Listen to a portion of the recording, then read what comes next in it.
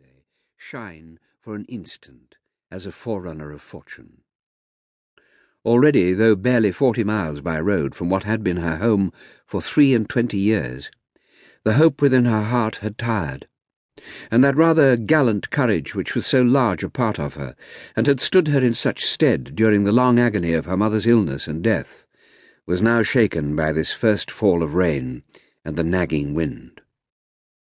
The country was alien to her, which was a defeat in itself. As she peered through the misty window of the coach, she looked out upon a different world from the one she had known only a day's journey back.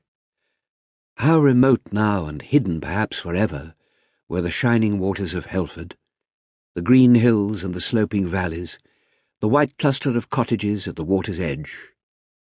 It was a gentle rain that fell at Helford, a rain that pattered in the many trees and lost itself in the lush grass, formed into brooks and rivulets that emptied into the broad river, sank into the grateful soil which gave back flowers in payment. This was a lashing, pitiless rain that stung the windows of the coach, and it soaked into a hard and barren soil. No trees here, save one or two that stretched bare branches to the four winds, bent and twisted from centuries of storm, and so black were they by time and tempest that even if spring did breathe on such a place, no buds would dare to come to leaf for fear the late frost should kill them. It was a scrubby land, without hedgerow or meadow, a country of stones, black heather, and stunted broom. There would never be a gentle season here, thought Mary, either grim winter as it was today, or else the dry and parching heat of midsummer, with never a valley to give shade or shelter, but grass that turned yellow-brown before May was past. The country had gone grey with the weather. Even the people on the road and in the villages changed in harmony with their background. At Helston, where she had taken the first coach, she had trodden familiar ground. So many childish memories clung about Helston. The weekly drive to market with her father in the vanished days, and when he was taken from them, the fortitude with which her mother held his place, driving backwards and forwards winter and summer, as he had done, with her hens and her eggs and her butter at the back of the cart, while Mary sat at her side, clutching a basket as big as herself, her small chin resting on the handle. Folk were friendly in Helston.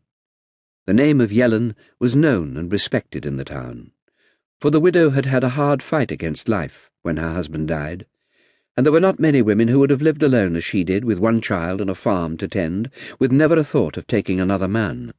There was a farmer at Menachin who would have asked her, had he dared, and another up the river at Gweek, but they could tell from her eyes she would have neither of them, but belonged in body and mind to the man who had gone. It was the hard work of the farm that told upon her in the end, for she would not spare herself. And though she had driven and flogged her energy for the 17 years of her widowhood, she could not stand up to the strain when the last test came, and her heart went from her.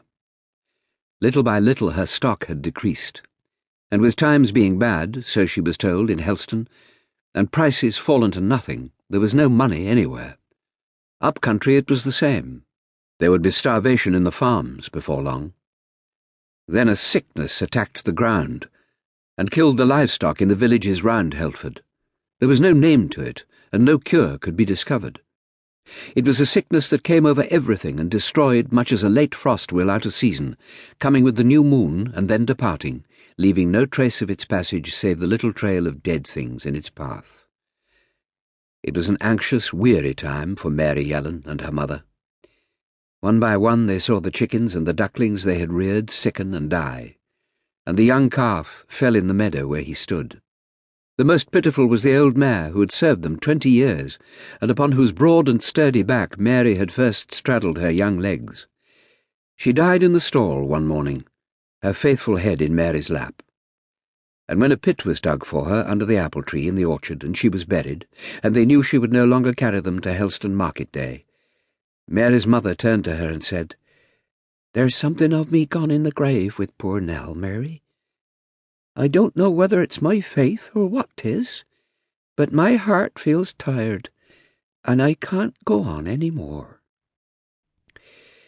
She went into the house and sat down in the kitchen, pale as a sheet, and 10 years her age.